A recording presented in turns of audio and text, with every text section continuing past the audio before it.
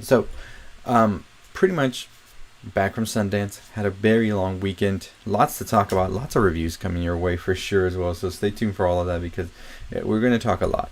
But we're here to talk about the Oscar nominations, which were definitely a lot more surprising than I expected them to be, with all honesty. A lot of snubs, as always. But here we are. Let's go ahead and we'll get started in just a bit. We're just sharing this out, giving you the link out here. So I remember I put a post and everything saying that I was going to be able to be on the press line for Infinity Pool, which I was. And it didn't go as planned, but I did get one answer that I'm happy to share later on today from Mia Goff. So that will be up later on the channel for sure. Very funny. First time doing a press line like that. Definitely learned a lot, and I'm excited to share all of that as well later. But right now we're just talking the Oscars, the nominations, and our thoughts on it. So let's go ahead and share this out on Twitter, and we'll get started. Let's get started with some of the at the beginning here. So I will go down. I think we'll go over everything, right? So best sound. So we have All Quiet on the Western Front, and you're going to hear that name a lot, which is definitely a movie I have to check out. I have not checked it out, but I've heard so many good things just from everybody who has watched it. We have Avatar: The Way of Water. We have The Batman, which is a very surprising one. I wanted it to happen, but I wasn't expecting it. We have Elvis and Top Gun: Maverick. So those are best sound right there. We then have Best Original Score. We have All Quiet on the Western Front. As I said, you're going to see this one a lot.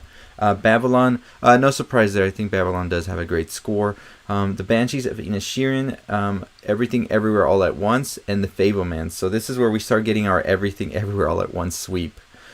We have Best Makeup and Hairstyling, All Quiet on the Western Front, The Batman, Black Panther Wakanda Forever, and Elvis. We then have Best Live Action Short, An Irish Goodbye, Eva Lou, Le Pupille, Night Ride, and The Red Suitcase. Best Costume Design, we have Babylon. This one makes a lot of sense.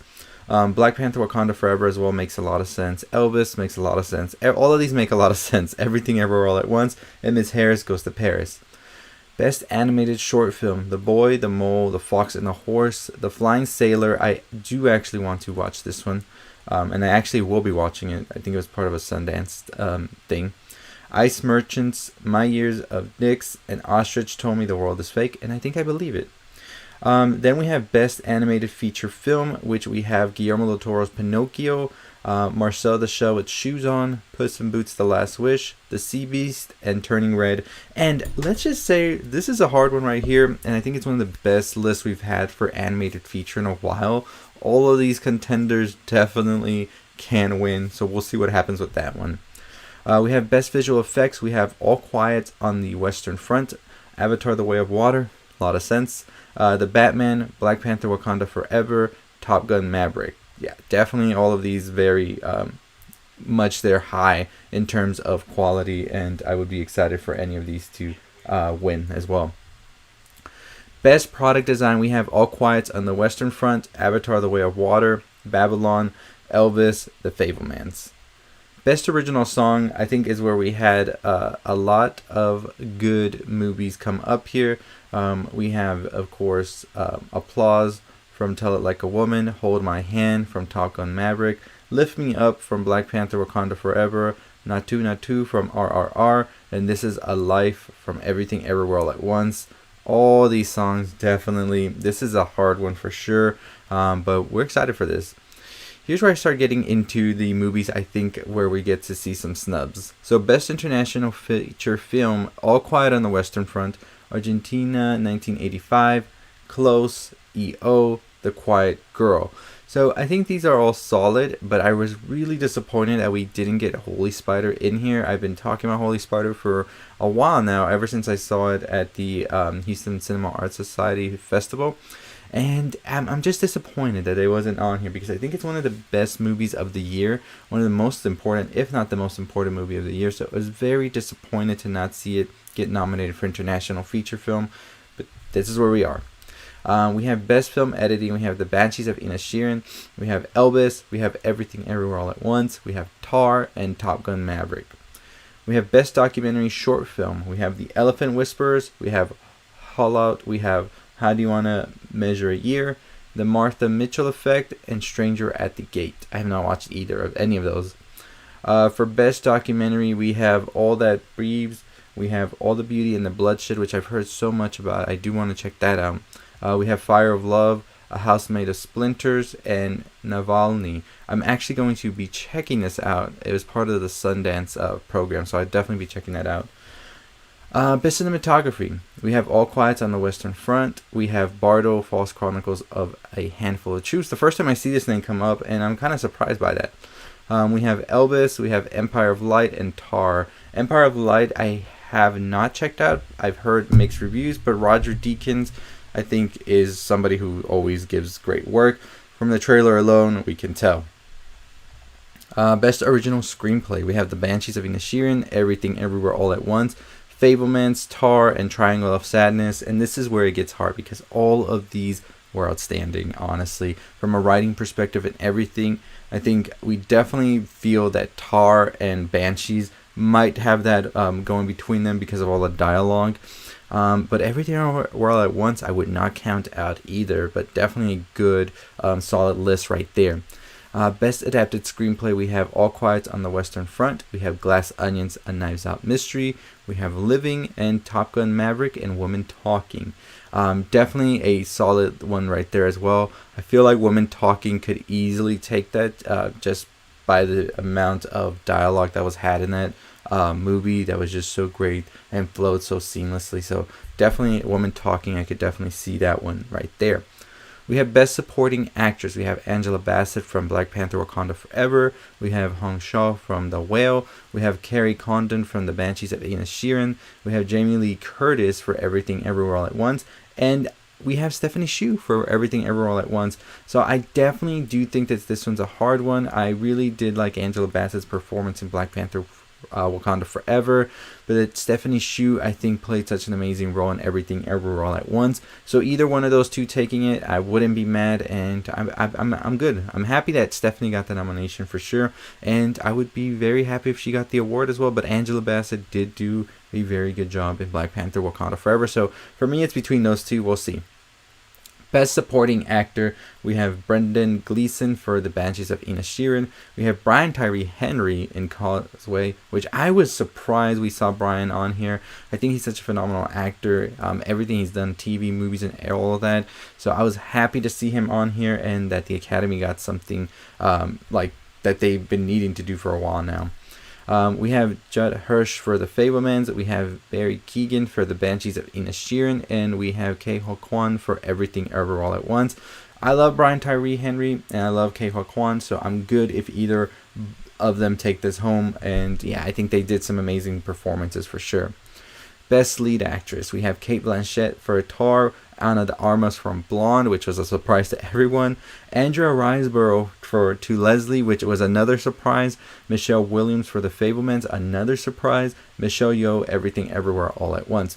So I think we were all like set on that we were going to see Cate Blanchett and we were going to see Michelle Yeoh. For me, at the end of the day, it's between those two. I think they definitely are the two that led the strongest performances. And it was just insane when we heard that Andrea Riseborough for To Leslie, because that campaign had started very late and everybody was even talking about how late it had started. So not a lot of people were expecting to see that name be thrown in there. Michelle Williams was another one that we had heard for some time was probably not going to be put into Best Lead Actress. So when that name came out, very interesting. Very interesting. Ana de Armas, of course, Blonde is such a controversial film. And I don't think that takes away from Ana de Armas' performance in the movie itself. But it was just one that I think surprised many just due to the fact of how the film is. Austin Butler for Elvis and Best Lead Actor. We have Colin Farrell for The Banshees of Inisherin. Brendan Fraser, of course, for The Whale. Paul Mescal for Aftersun was a big surprise to everyone, and Bill Nighy for Living. So yeah, like I said, Paul Mescal, like Aftersun, like has been building like a snowball in my opinion when it first came out.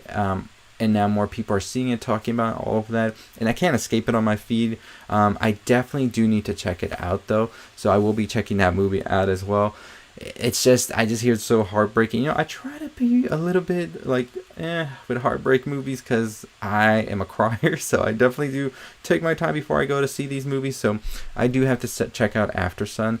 But this one I think is gonna definitely be a hard one. I think that Brendan Fraser and Colin Farrell are definitely the two like going at it for sure. But I could definitely see Paul Mescal sweeping through, and it just would feel so much like the Oscars for Paul Mescal to get it. So we'll see how that happens right there. Best Director, we have Martin McDonagh for The Banshees of Inisherin. We have Daniel Kwan and Daniel Schnart, the Daniels Schneerit. I hope I'm not mispronouncing that. Let me see.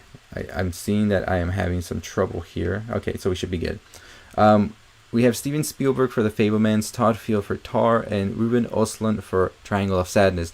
One of the biggest surprises, in my opinion, was seeing Ruben's name up here. I think that Ruben was definitely one that I did not expect because we hadn't been really hearing much anticipation for Triangle of Sadness coming into these nominations. So to see his name on here was great. I'm happy. But I definitely want the Daniels to get this one for Everything Everywhere All at Once. But I could see this being between Steven Spielberg, Todd Field, and the Daniels. Although I do feel like Ruben and Martin could make a surprise swing. So we'll see. And finally, Best Picture. Very stacked. I would change half of these, but I'm not going to go into that. So we have All Quiet on the Western Front. We have Avatar: The Way of Water, which I was surprised to see on here. The Banshees of Inisherin. We have Elvis, Everything Everywhere All at Once, The Fabelmans, Tar, Top Gun Maverick, Triangle of Sadness, and Women Talking. So this one is definitely a hard one. Like I said, I've said it so many times, 2022 is just going to be a year where there was going to be disappointments for the Oscars because I think there were so many solid films overall in 2022. Like, it was just an outstanding year. And I said it for horror, but it's like the same for all the movies. It was just an insane year. So many good movies out there. This is a very solid list in my opinion. All of these movies are great. But of course, like I said, I'm biased to some of the movies I like, so I would have replaced like half of these here. But when I'm looking at this list, I see it going in 3 different directions. And there could be one surprise. So I definitely could see Everything Everywhere All at Once. I could see The Fabelmans and Tar definitely being the top 3 contenders in my opinion to take Best Picture. But I could definitely see a movie like Women Talking or Triangle of Sadness coming out of the left to take that that award for sure. So let's see, I think I'm buffering bad. Let me try and fix this real quick. So we should be better now. The perks of going live sometimes, right? So let's see if we got this fixed or not. Okay, I think it should be fixed. Sorry about that, y'all. So, like I said, we are definitely looking at all of these right here. And Everything Everywhere All at Once, The Fabelmans, and Tar feel like they are definitely the top 3. I would want Everything Everywhere All at Once to take it. I think the Daniels delivered something special. I was sobbing throughout that movie. But I really like Tar as well. And I really enjoyed it so much. I'm excited to check it out again. But also The Fabelmans just feels like a very Hollywood Oscar movie as well. So I could definitely see that going that way.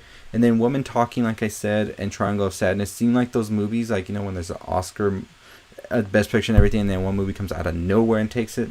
They feel like those movies. So I could definitely see that. But that's the Oscar nominations.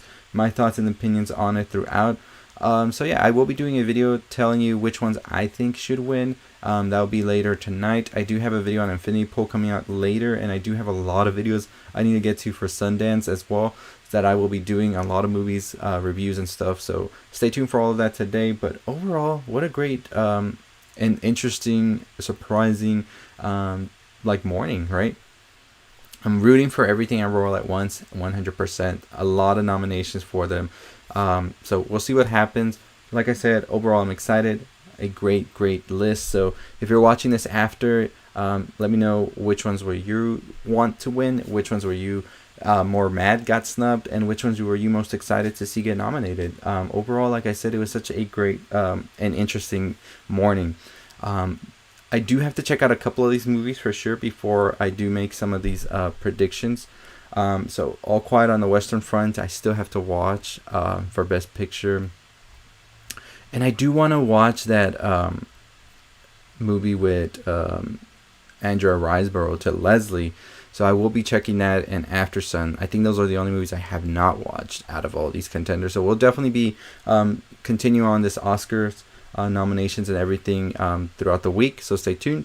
But today I do have some videos on Sundance and some other stuff. So stay tuned for all that. As always, thank you for tuning in. Hopefully the live didn't lag out so much.